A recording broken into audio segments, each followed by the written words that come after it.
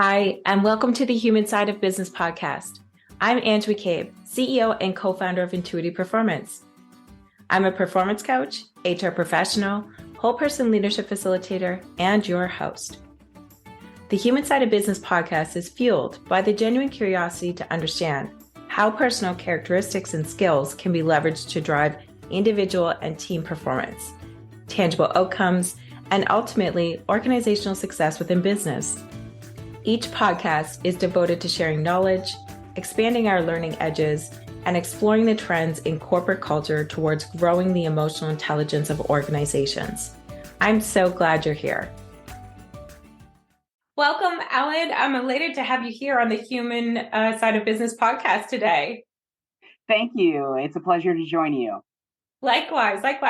And so everyone, I want to introduce you to Alan Bailey, who is the VP of Diversity and Culture at Harvard Business Publishing. So Alan, let's dive in. Let's hear a little bit about you and, what brings you to the building a learning culture side of things. Absolutely. So I have been with Harvard Business Publishing for over 11 years, and I've had a variety of different roles there. And when I really looked a few years ago of kind of where my passion and my skill set intersect, I found it was all about the people. And so really wanted to help HBP, Harvard Business Publishing, really shift their focus a bit to focus as much on the people as we do the business, because collectively then we'll get greater results. So that's kind of what has driven me to this current role that I'm in right now. And I am actually a remote employee. I live and work out of Dallas, Texas in my home office. And I have been the entire 11 years I've been with HBP. So I kind of did it before it was trendy. Amazing for you. And so just out of curiosity too, I know that we're going to get into the crux of building a learning culture, but I'm really interested to understand, Alan, across the 11 years, how have you ensured that there's connectivity and synergies as you're working remote? Yeah, it's sometimes more challenging than others, right? And so you still kind of miss that in-person piece. I'll be quite frank. Like, there is something about sitting down with somebody face to face that is very advantageous. On the flip side, though, when you are continuing to work remote, there are things that do trigger some personal conversations, like artwork behind, or if a dog or a child comes into the mix, it actually adds that personal element, which is really cool. So what I also try to do too is start every single call with how are you doing, and tell me what's going on with your life. Like, how does it feel to be you today, so that we can actually connect on a more individual and personal level before we kind of dive into the work. So I think on my call right before this, I spent probably the first 10 minutes we were talking about, coming off of the holidays and how we're all doing. So. Exactly. And it sounds to me like, kind of reading between the lines, Alan, you tend to organically lean into that human-centric approach to begin with anyways, eh? Yeah, that's exactly right. I think I love people. I love it when I meet people that when I walk into a room and I don't know anybody, I'm like, oh, awesome, because everybody is so unique and everybody has a cool factor. And so it's neat to be able to find out what that is. Yeah. So bridging into a little bit further, what is the cool factor around learning and development for you? What's attracted you to that kind of realm? Sure. I think that it is, we all have opportunities, especially as leaders, to facilitate someone's best. And so how do we get to do that so that they can continue to excel and soar? And I find that there are so many gaps in that, because we have leaders that feel they need to have all the answers. We have leaders that are afraid people will run past them. And it's like, no. When you facilitate your team's best and you are able to identify with them on a human level, to help them be most productive, everybody wins. And so I don't know. I think it's just fun and awesome to see people that you work with continue to excel and do great things. And when you're thinking about a learning and development mix, or culture, I should say, what is from your lens or your desk, what is a great setup? Yeah. What does that look like? And it's easier said than done, right? Of course. Because especially, in our organization, it's Harvard Business Publishing. We are a sole subsidiary of the university. there's the brand, there's the crest. Like we have great thought leadership. We need to live into that. We need to practice what we publish. So there's a lot of pressure on us on how Right. we show up. Right. And so there's a balance of making sure that we are doing right and doing good. And as a result, though, that makes us very anti-risk, and we are very risk averse. And so it's an ongoing challenge, and in a fun way, to help us identify what are those smart risks we can take so that we can continue to grow, we can continue to innovate, but it's not at the detriment of our image and our brand. And so it's a little bit of a tightrope. And so we sometimes we get it right and sometimes we don't. But that is our goal, is to identify how we can continue to enable our individuals and our teams to try things, to think beyond the moment, and to be innovative in a way that helps us grow as an organization and isn't a bit reckless.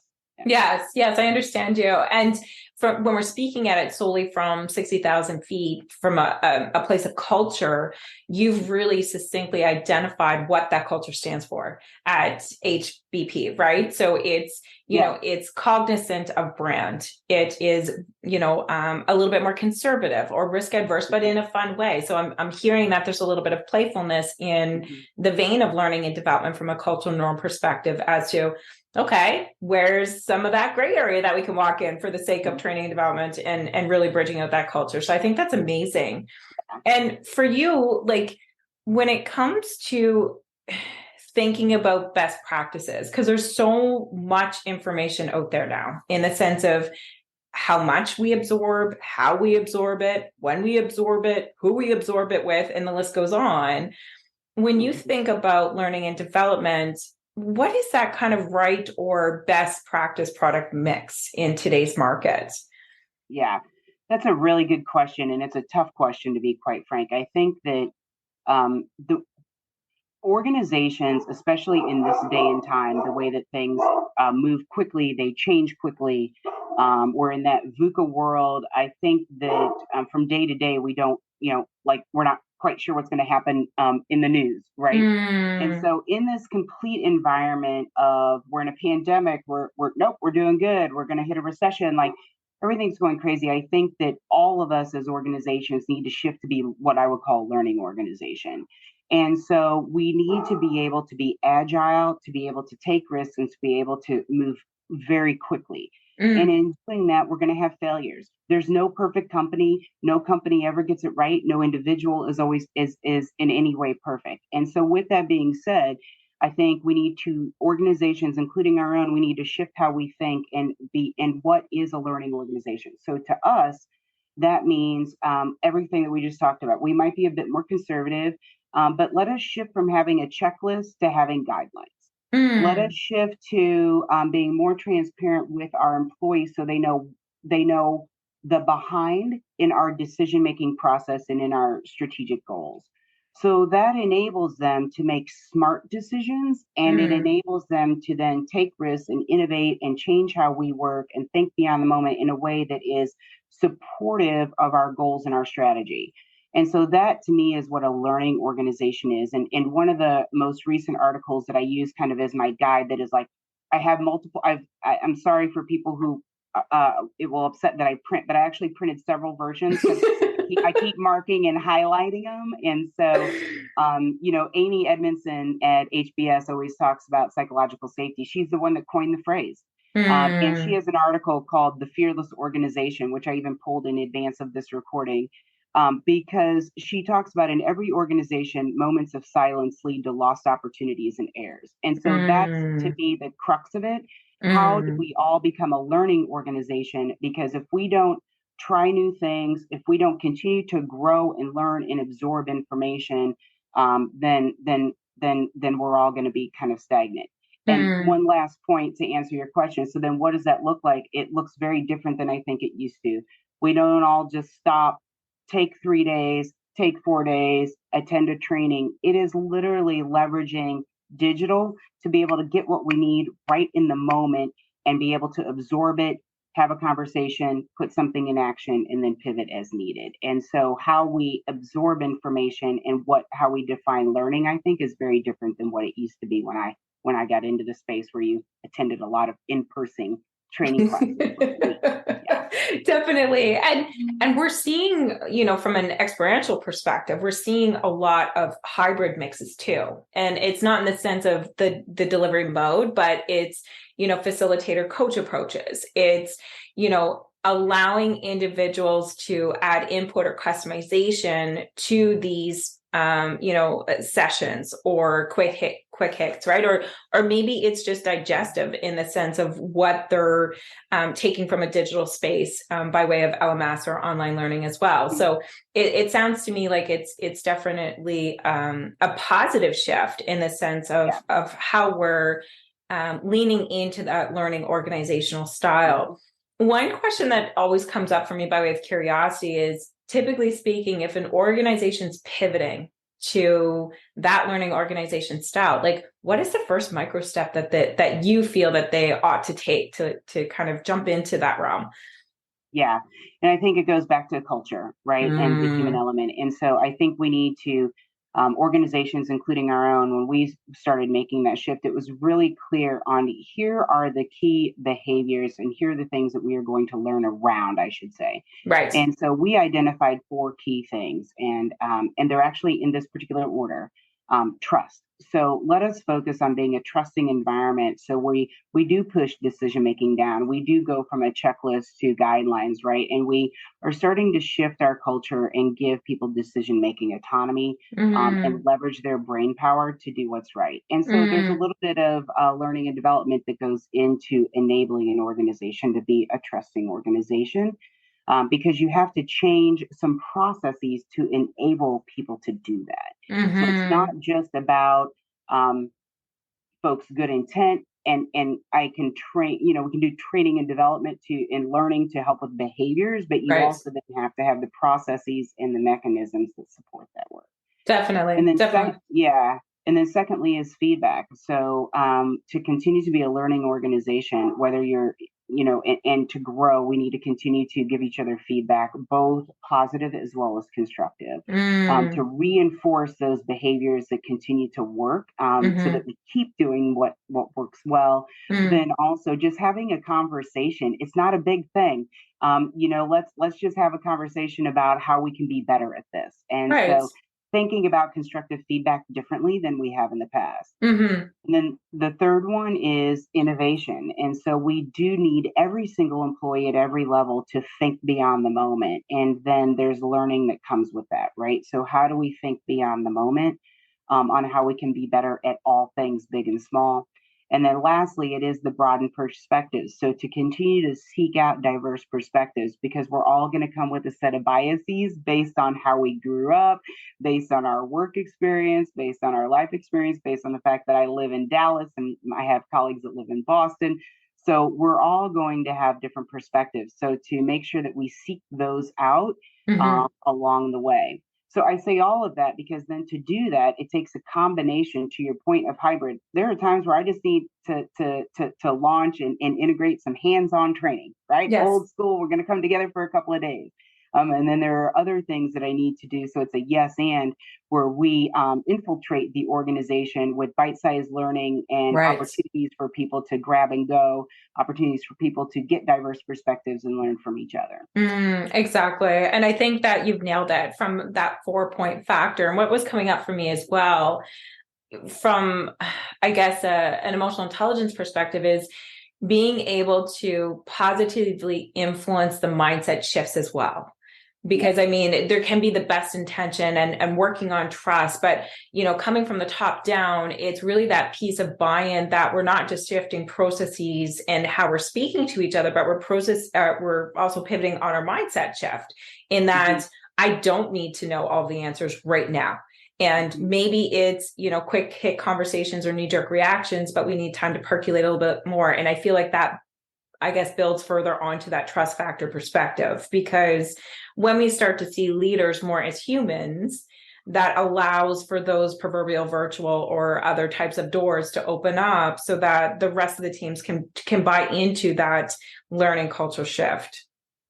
You're exactly right. And I would say that is one of our, honestly, internally, one of our biggest challenges. I just facilitated a roundtable discussion on Tuesday night about just that. Because we also, I'm back to the crest, I'm back to the branding piece of it, right? So we're not used to saying as an organization, I'm not sure about that. I don't have the answer. Right. And so because you normally do always have the answer. And so as our part of the business has grown so rapidly, and right, it's fantastic. Yes. Our leaders are not accustomed to saying that. Right. And so we have that fear that if we don't have the answers, people are going to question our ability.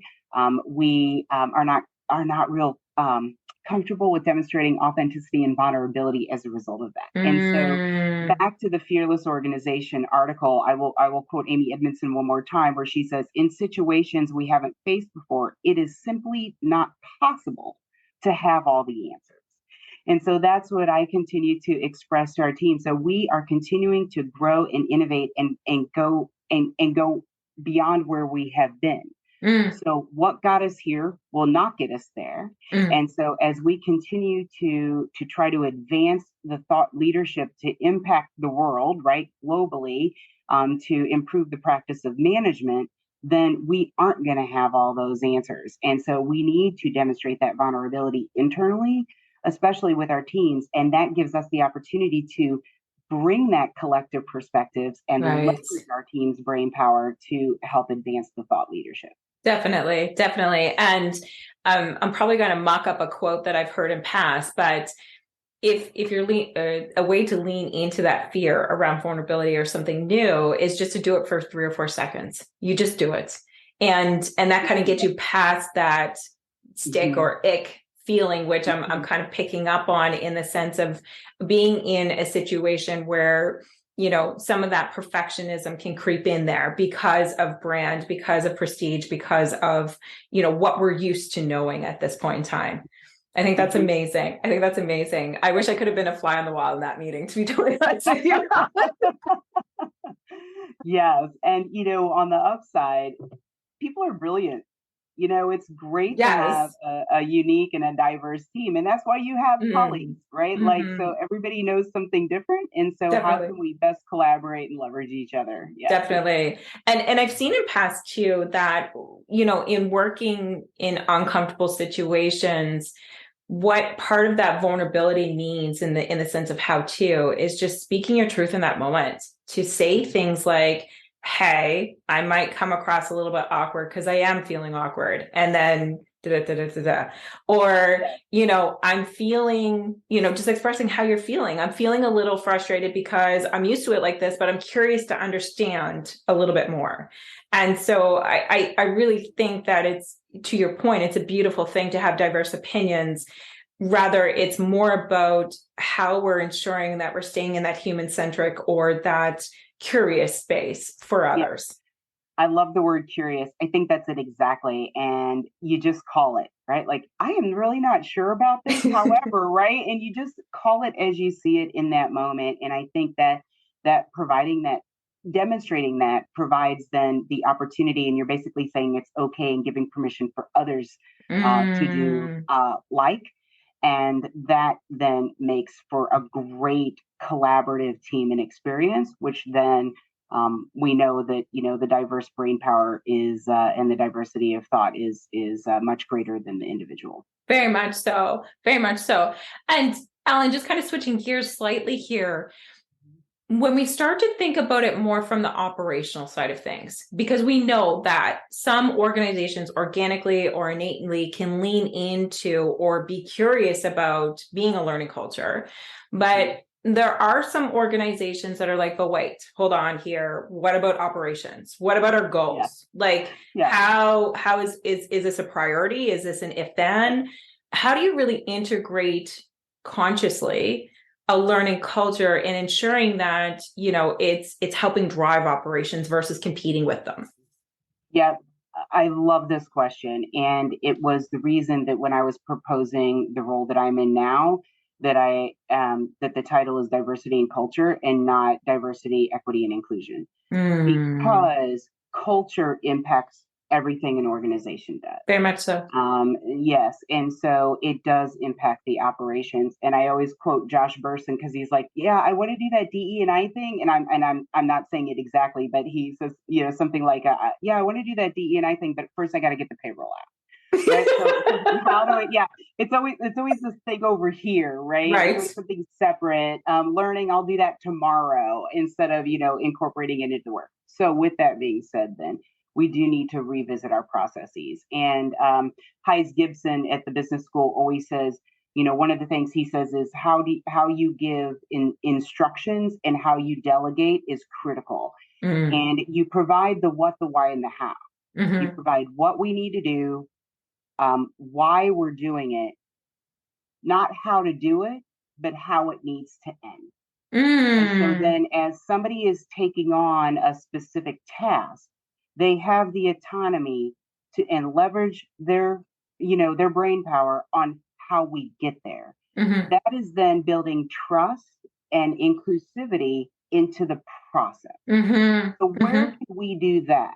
Where can we do that? And then we build then inclusivity and trust and the human element and people feeling valued into the work and into those processes. So therefore, when we got to get the payroll out, it's actually built into how we're getting the payroll. exactly.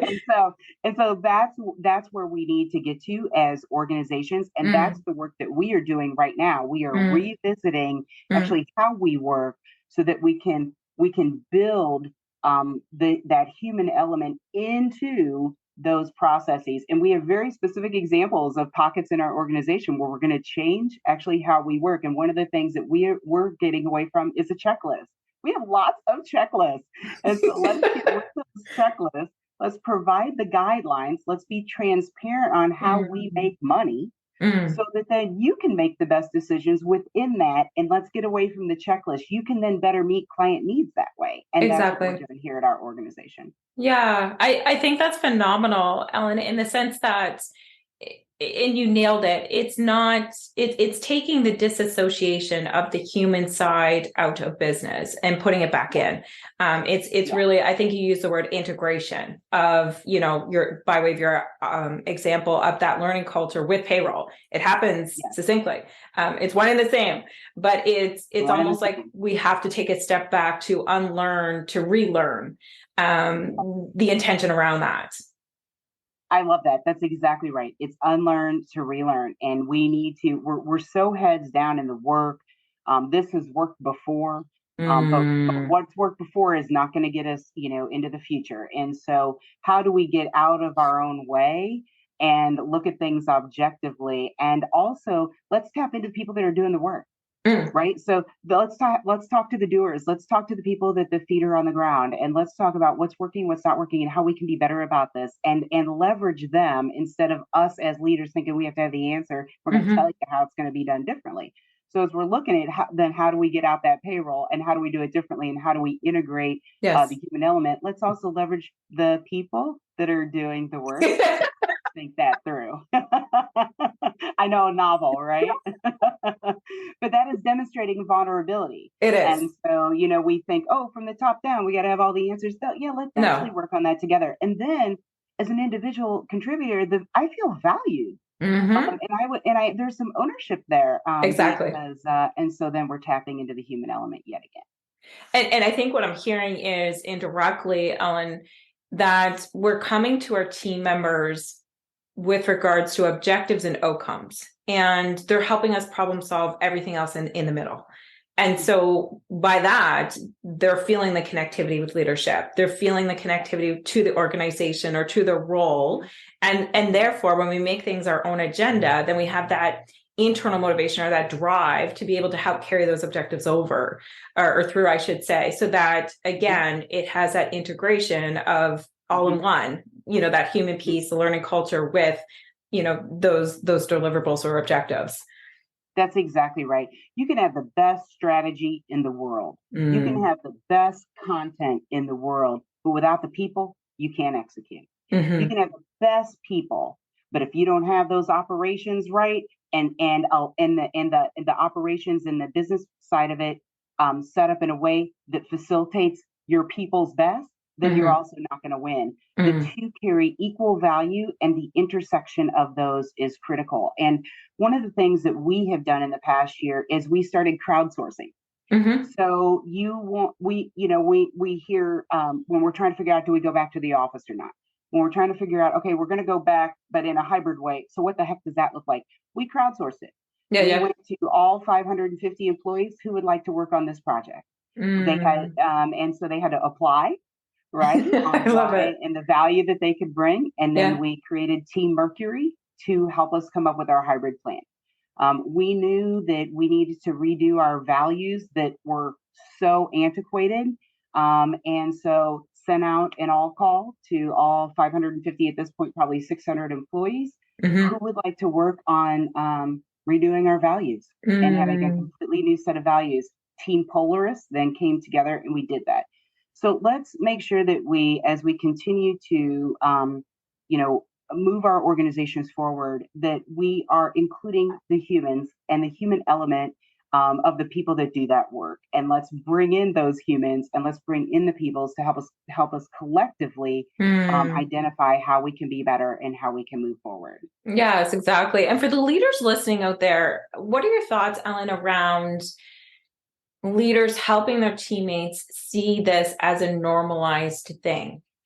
That is a good question, and I have a new team. And so in the past year, like literally, I went from zero direct reports to four in a matter of like 6 to 9 months. And so Wow.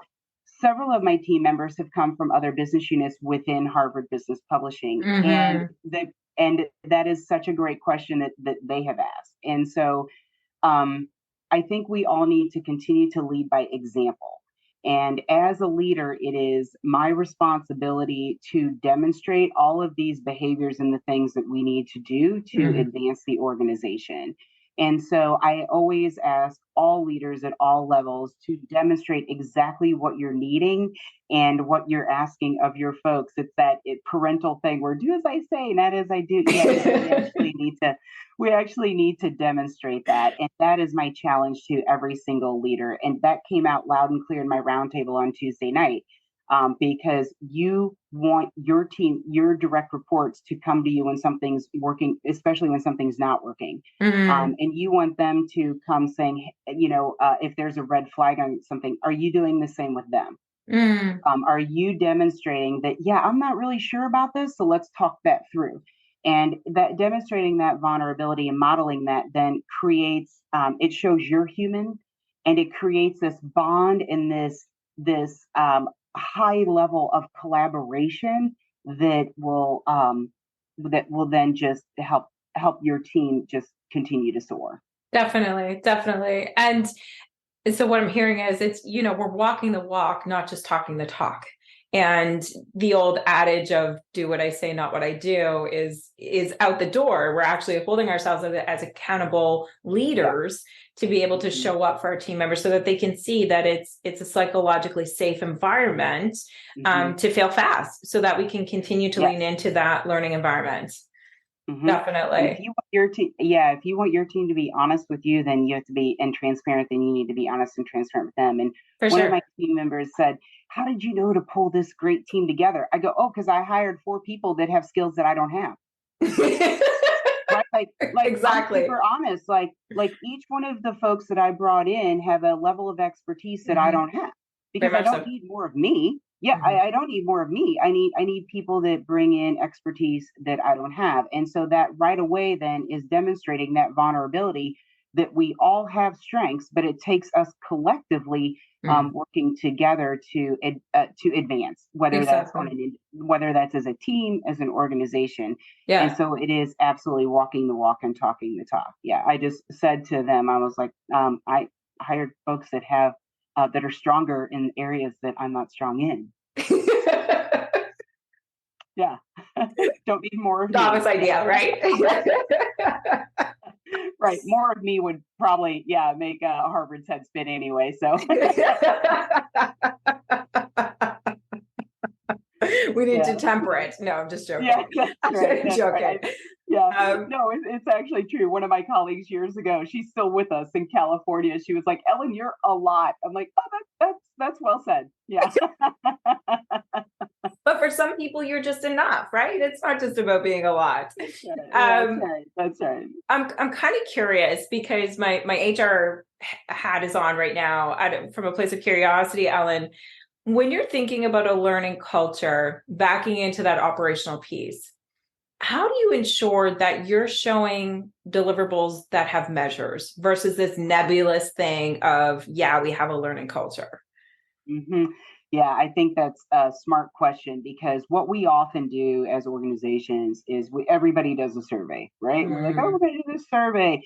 But what surveys do is surveys really identify on an individual level, how do you feel? mm, And so you could then infer of how the culture is based on that, but an engagement survey doesn't get it done. And so, to your point, then what are those measures? And when we think about the measures, we think then about um, how the impact to the organization. mm. So, are we seeing more instances of experiments and innovations? Are we seeing do we take these values, we are actually taking values and our values are replacing our old school competencies, Mm. so that then quarterly, twice a year, annually, people are evaluated on those behaviors, and are we actually living into those values that our employees told us are most important. Hmm. And so I think that is the key. And then you can tell if you are shifting the culture to an innovative and learning culture that focuses on the human element, versus us just checking the box on some engagement element. So Right. I look at it three ways.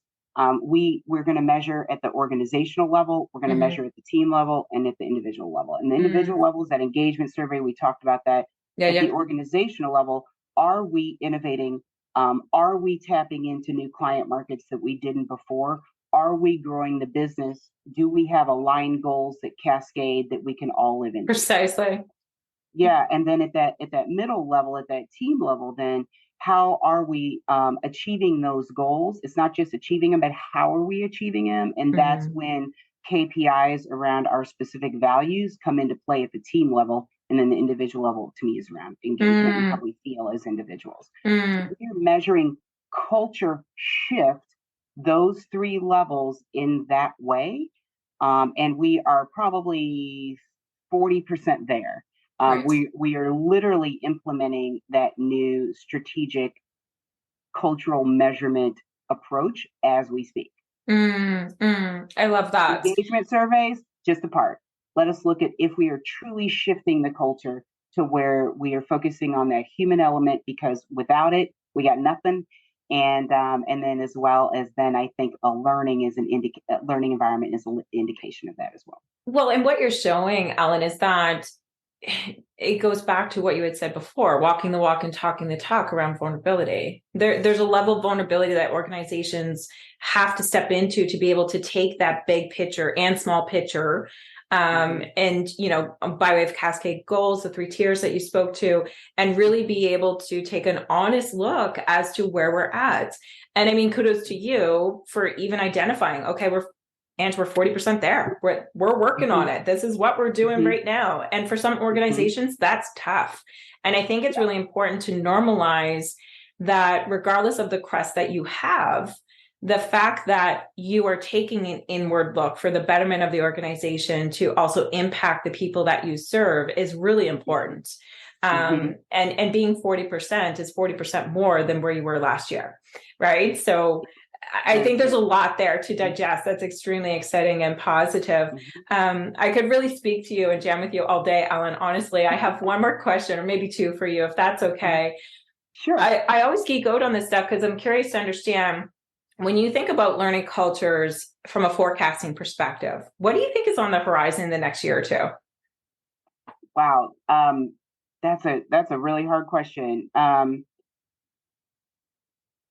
think for for our organization in particular, it will be, are we demonstrating agility and are we demonstrating innovation?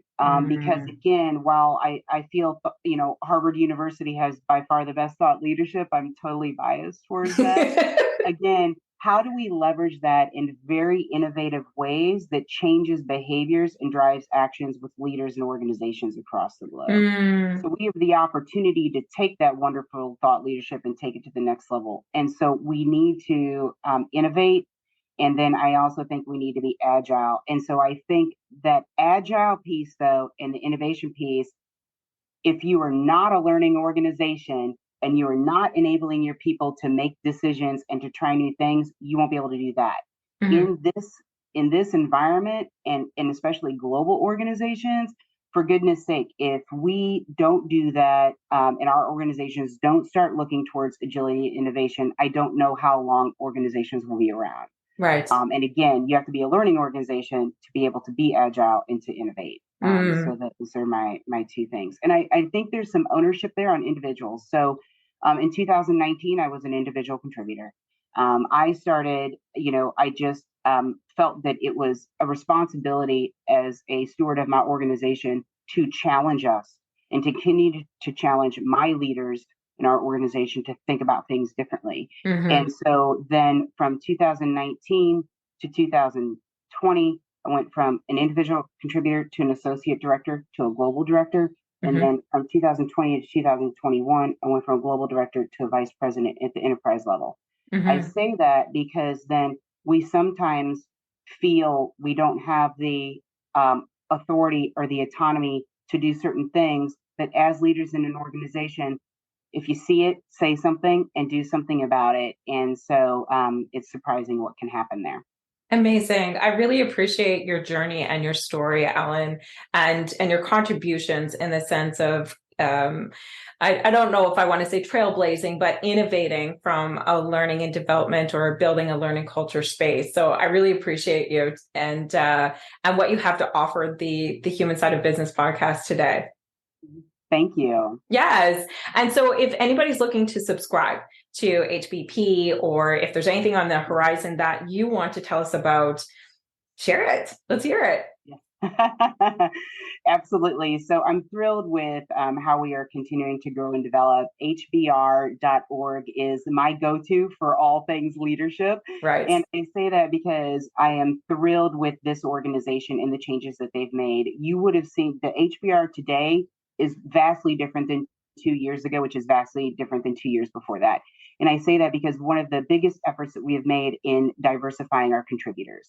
So now the authors and the contributors to the magazine are so diverse, racially, ethnicity-wise, gender-wise, entrepreneurs of small businesses to leaders like Bill Gates, right? So now the magazine and the publication, both on a digital side and a print side, are relative to society and to the broader global audience. And I couldn't be more proud of the organization. So if you haven't taken a look at HBR in a while, go take a look. I'm super proud of that work. And if you're interested in connecting with me, I'm easy to find on LinkedIn.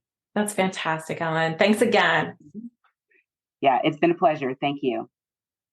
Thanks for listening to the Human Side of Business podcast. I'm glad you could join us. If you enjoyed today's episode and want to stay updated with our latest content, make sure to visit our website. The link can be found in the episode description, where you can subscribe to the podcast, sign up for our newsletter, and learn more about our whole person leadership services. Sounds interesting? Explore the Whole Person Leadership Cohort by Intuity Performance, a unique program that offers unparalleled support to managers on every step of their leadership journey. Our program features evidence-based assessments, workbooks, group coaching, and interactive learning experiences to help you level up your leadership skills. Reach out today to apply to one of our upcoming cohorts. Until next time, take care and stay curious.